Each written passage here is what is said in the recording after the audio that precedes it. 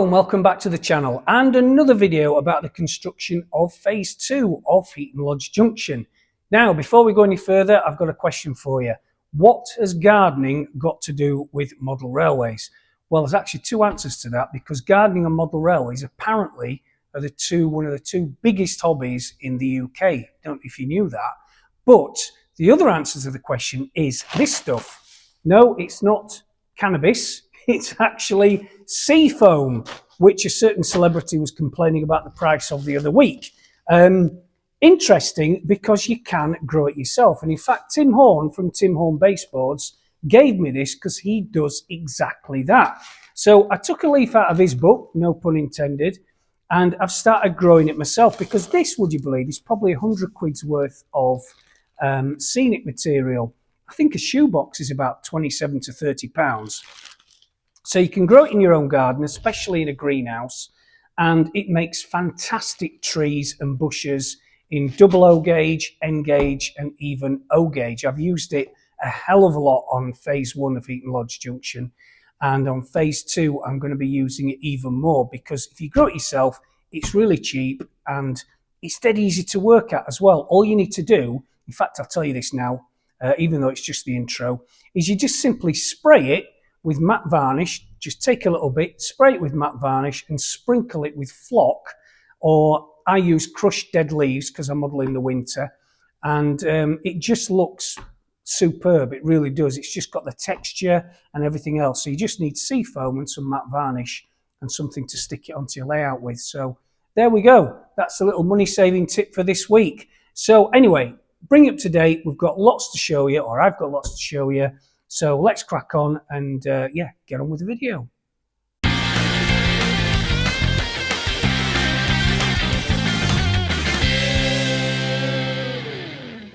Right, I thought I'd give you a quick update with what's happening in the workshop stroke paint shop. Now, last week I have just been repainting this, which was a class 60 in rail freight grey. Had it for years, but I just thought I could do with a bit of a refresh.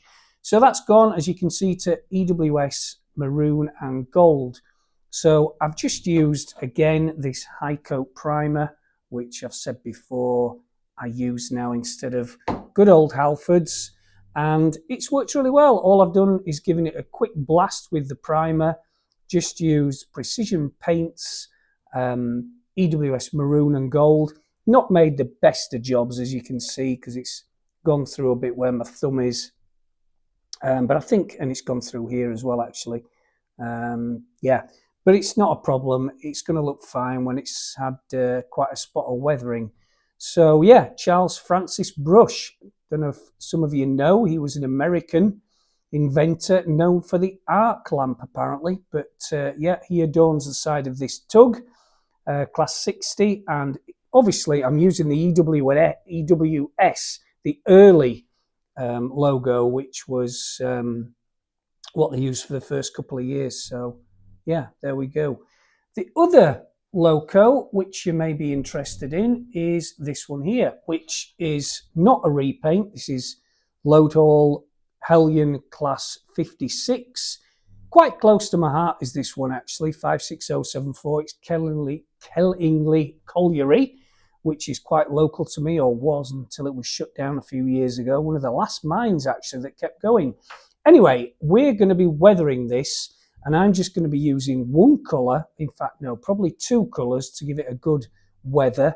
And I'm going to take you through it because I just want to show you how easy it is. It doesn't matter what gauge you're modelling, double O, N even, or O gauge like me, but just one colour or two colours applied with an airbrush will absolutely transform this. And all I've done to prepare it for the paint booth next door is just a little bit of masking tape over the nameplate, Kellingley Colliery, and I've put the good old Copydex, which I talked about last week, which is my new friend because it's absolutely superb and I love peeling it off. There's something about peeling it off that I really enjoy.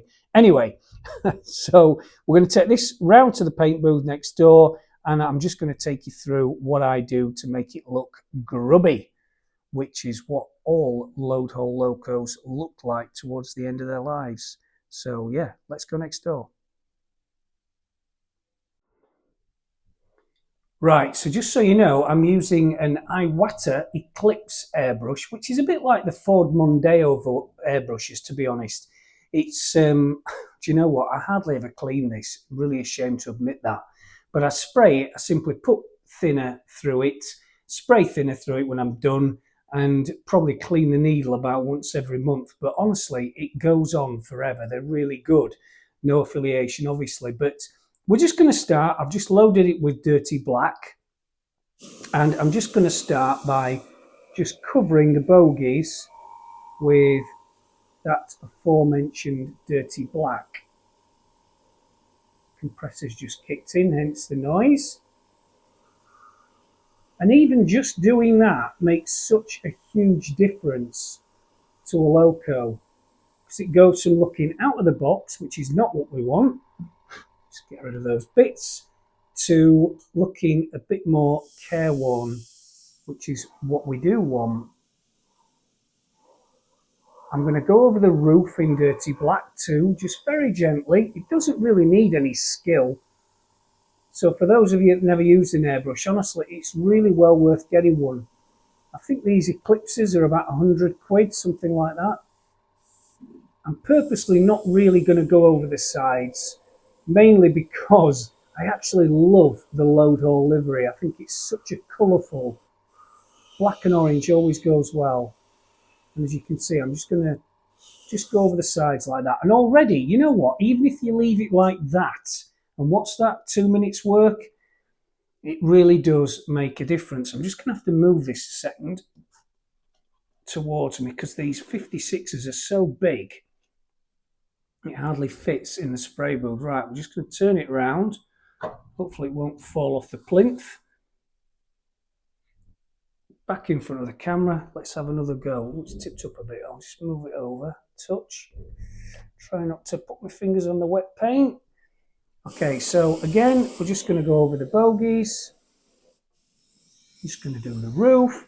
Just gives it a really kind of dusty look, this dirty black, or weather black by rail match.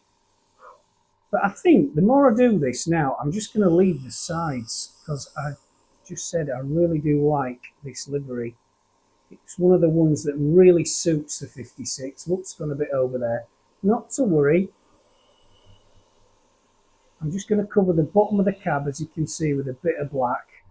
And then we're just going to turn it round, just do the nose. If I can just, yeah, we've just got it there.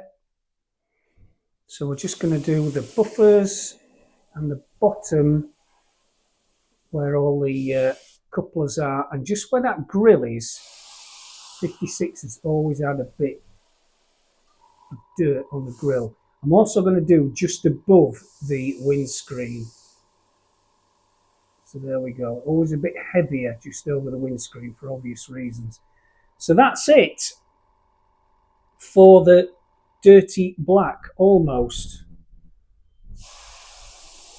That's it. A bit more over the windscreen tops. Remember, we can get that Copydex off anyway.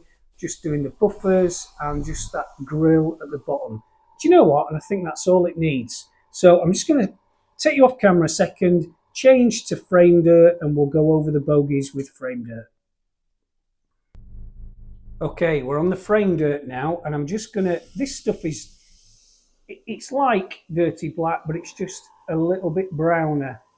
And as you can see, very much by the name, as long as you keep it on the frame or on the bogies, you won't go far wrong.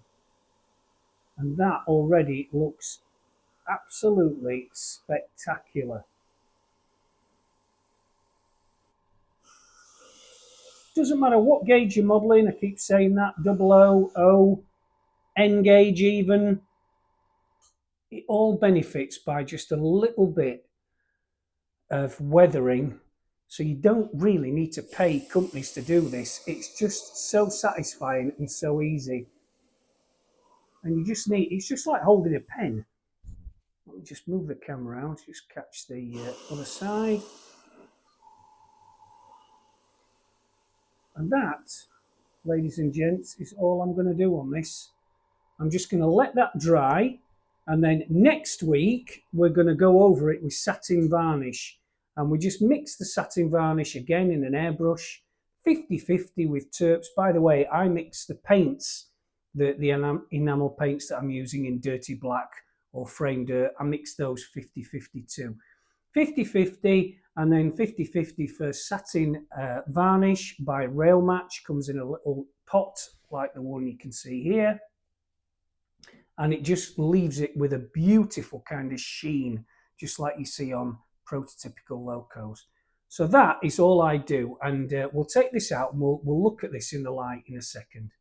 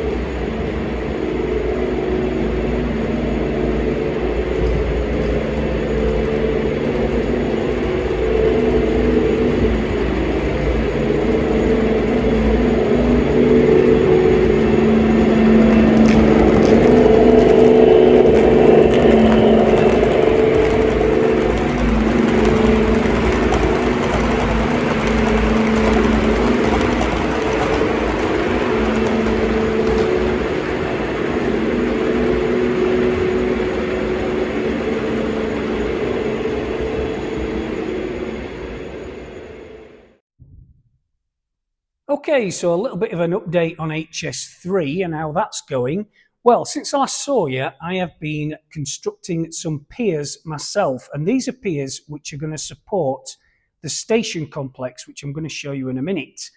Now, I'm not going to use the standard piers that were 3D resin printed because I just think some variety is better.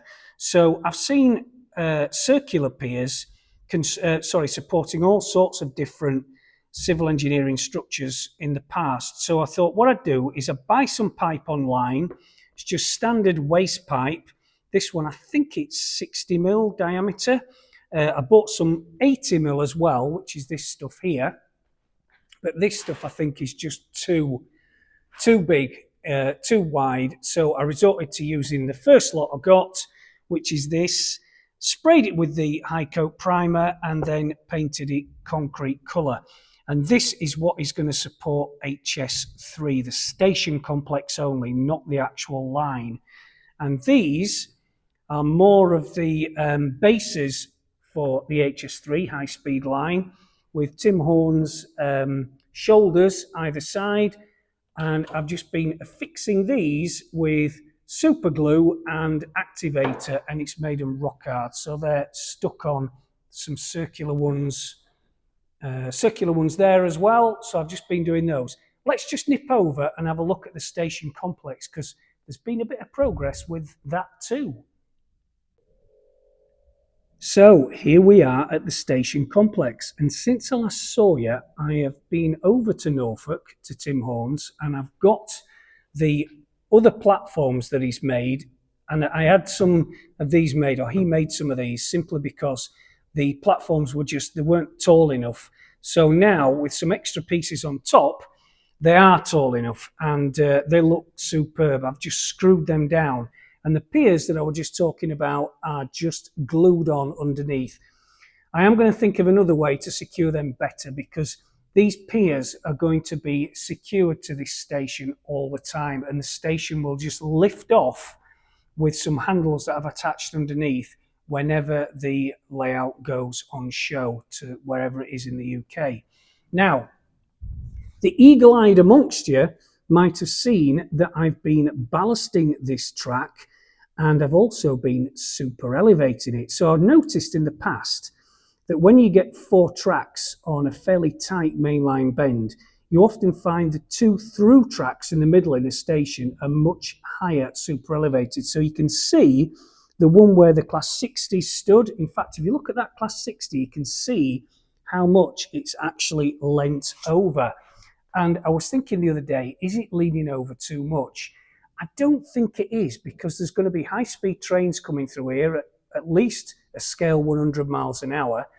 And I worked out that the super elevation, I've actually propped it up the equivalent of 5 inches, which I think Network Rail 6 inches is the maximum you can prop up one side of the rail to give that nice curve to a train when it's coming through a bend.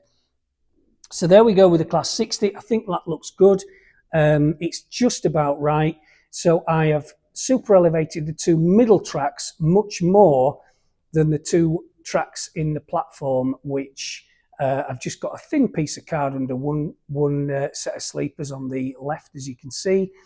But the 2 middle ones have got a piece of foam board that I've just sliced, and that equates, as I've just said, to about 5 inches. But I think that looks really good.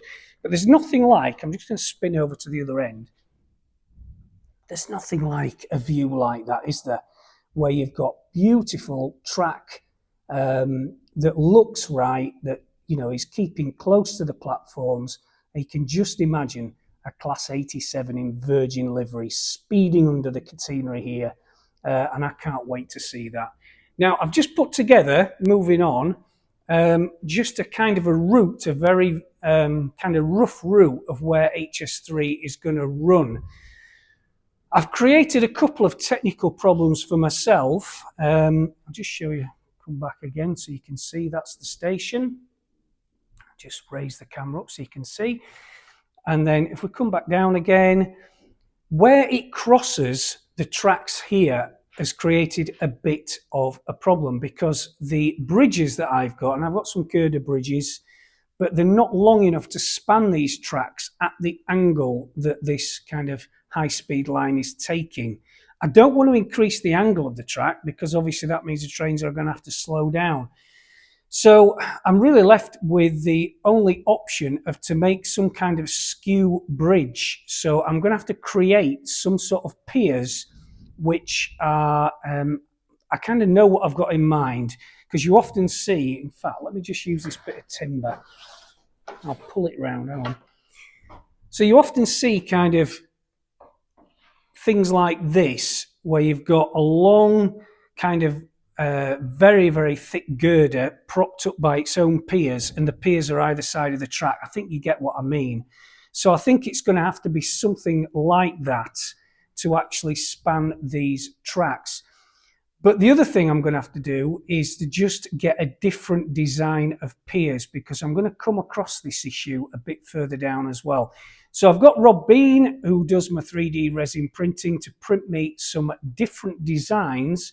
You see them popping up now, which are specifically for where the this kind of HS3 spans multiple tracks. So the piers, these piers, are not really very useful because the bases are still very large. So these other piers, which I've just shown you, are going to be used where this bit spans the tracks. And hopefully, I've not got them yet from Rob, but I'm hoping, just put this timber back down, that will solve the problem. It really is. You do come across problems with a project such as this, that you really do need to solve. And sometimes this is why it's good doing these videos, because I'm sure there's somebody that will jump in with some comments about how I can get around that problem of spanning these tracks at such a shallow angle. So if you have got any ideas, apart from the skew bridge idea that I've got, please let me know.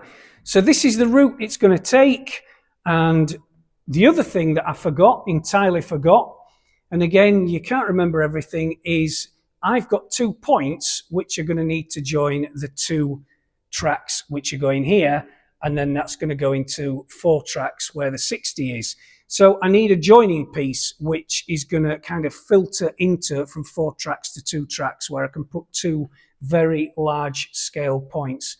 So I rang Tim yesterday and asked him if he could get up to work on his laser cutter, bless him, and get me 2 pieces for this side and 2 curved pieces for the other end, because at the other end is where it disappears behind that pillar, where you can see that bit of wood and it leaning against, and it doubles back 180 degrees and it runs down behind the back scene, which is just to the left of the actual layout, and then you won't see any of that until you see it coming back onto the layout right at the other end. So it runs about 35 meters, does the elevated or high-speed line. But I do like the look.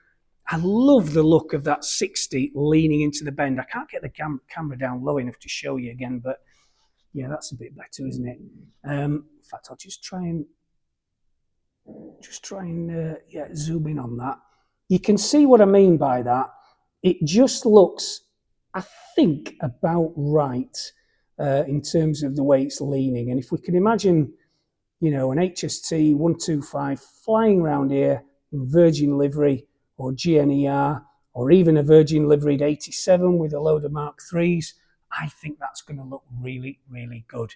The other thing I'm going to need too, zoom the camera back out, is I'm going to need some catenary masts which span 4 tracks, because I have not seen catenary masts on a platform. I'm sure they exist, but I think with 4 tracks, and some of you guys or girls will know, you would have the catenary mast spanning the platform at the edges of the platform, so it doesn't mean people are going to walk into them and sue the railway companies. I would guess that is why.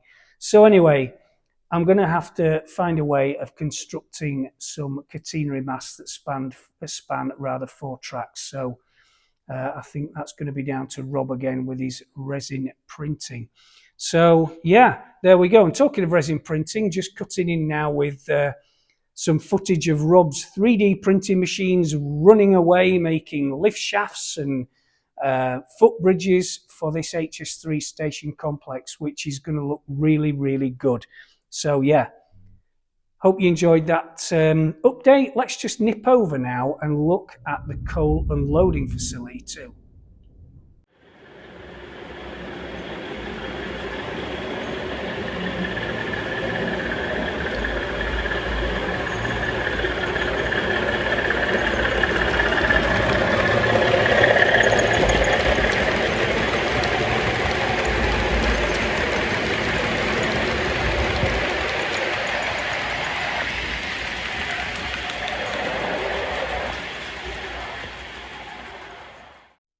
Okay, so again, since I last saw you, I've been working on this side of the Healy Mills shed.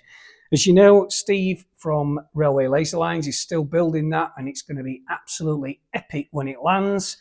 And the reason, just for people that have joined the channel recently, the reason that there's a big gap in the middle is simply because Healy Mills shed has pit lighting, and therefore it's built on a board which is 15 centimetres thick, or it's got a hollow base. Hence, that is why I've left that gap. But it hasn't stopped me laying the track this side. I've just had to use a laser level to exactly match where the 4 tracks at the other side of the gap turn into 3 tracks this side of the gap, because 3 tracks actually come out of Healy Mills at the front, whereas 4 go into the back. So if we just nip over, again, since I last saw you, I've been to Norfolk and picked up this. And I completely forgot. I've just been using that very heavy Class 60 as a weight. Moved my coal. And this is what I wanted to show you, which is the template which Tim has made me. Really precision made template, which is where the tracks will run into the coal unloading facility, a picture of which is again popping up on your screen now. Don't forget, next to it, we've got the Daleks, which are going to tip the doors, or pretend to tip the doors of the HAA wagons. And then the coal load in phase 3 of Heaton Lodge, not phase 2 that we're working on now, but phase 3, the coal will drop down between the rails through some grids and into a hopper that I'm going to build underneath, and then they will be taken away, the coal will be taken away, and this is the coal we're going to use. The coal will be taken away on a conveyor and put into the power station building, which is going to reside over the other side of those tracks. So that's where we're going with all this. It's going to look epic, but I have not got the time to make the MGR wagons fully operational by the end of or the middle of next year. I just haven't got the time. So it's going to have to wait, but it's not a problem. It's something to look forward to in a couple of years' time. But those MGR wagons, I am determined they're going to work. So you're going to see 60s and 56s screaming very, very slowly through this shed.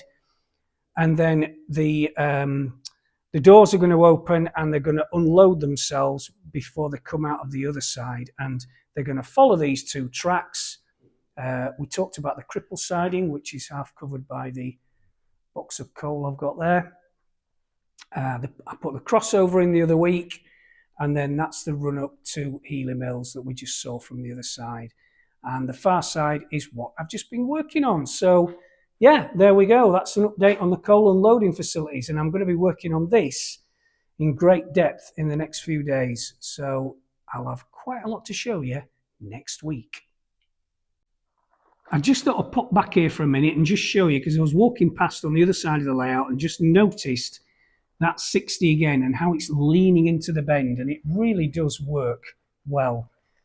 So I'm just so glad I super elevated that track to that extent. And then obviously it runs on here on HS3 on the elevated high-speed line all the way down there as far as the eye can see. But although it will run down the middle, and I've said this many times in previous videos, before it gets to the marshalling yard, it will diversify to the left-hand side or the back, the opposite side of where the public are.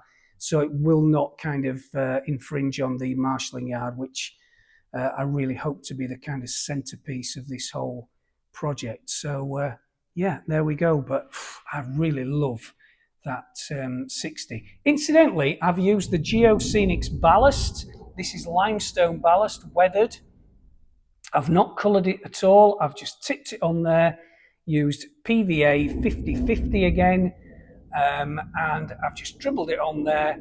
I say dribbled it on, I've sprayed it on with a garden spray, and now it's dry. You can see that 60 residing there, although ironically, there will be very few 60s running on this line because it's obviously primarily for HSTs.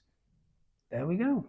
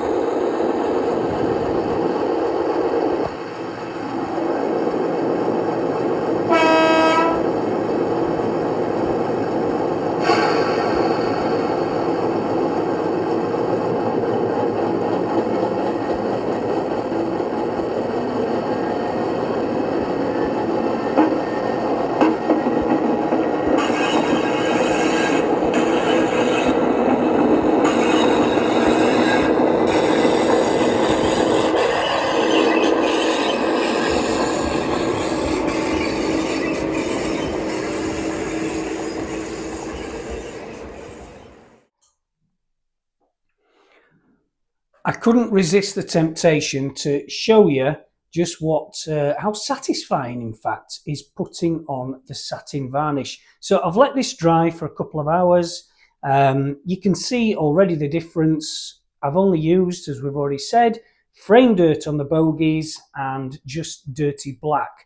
So all I'm going to do is just give it a once over with some satin varnish, which is just rail match, that is straight out of the jar, mixed 50/50. So we'll just go over it quickly, and it's just it just gives it such a lovely sheen. I've turned the fan off. I've got a mask on, actually you can't see, but I've turned the fan off so you can actually hear me talk. So that's one side done. Let's just turn around. just scrapes past without taking off the paint at the front. We'll just do the other side. Whoops, see what I did there? It's always best when you're spraying anything to press the airbrush first to clear any paint before you actually point it at your model, as I just found. And in fact, it's going to make a right mess is that now. I'm going to leave this in the video because when you do things wrong, and what I'm going to do is be a bit naughty, and I'm just going to, it just splattered a load of varnish over the front of there. So press the varnish, press the spread. Goodness me, get my words out. Press the airbrush trigger and off we go again. But we're not going to do too much. Again, we'll just coat the sides. This is mixed, as I keep saying, 50-50. And I think we're just about there. What I might have to do, where that mess I've just made of the airbrush splattering the cab, which I don't think the camera caught, but it is over there. We'll wait till this dries in a couple of hours, and then we'll put it out on the main layout of phase 1 and just see how it's come out. So yeah, I'll catch up with you very shortly.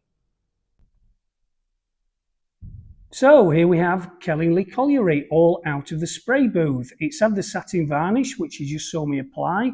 Made a bit of a mess because if I go over there, you can just see the corner of that cab where it's splattered onto it. But you know what? The more I think about it, that could be anything from the loco going through a dodgy loco wash or a bit of rain or whatever. So I'm going to leave it anyway for posterity.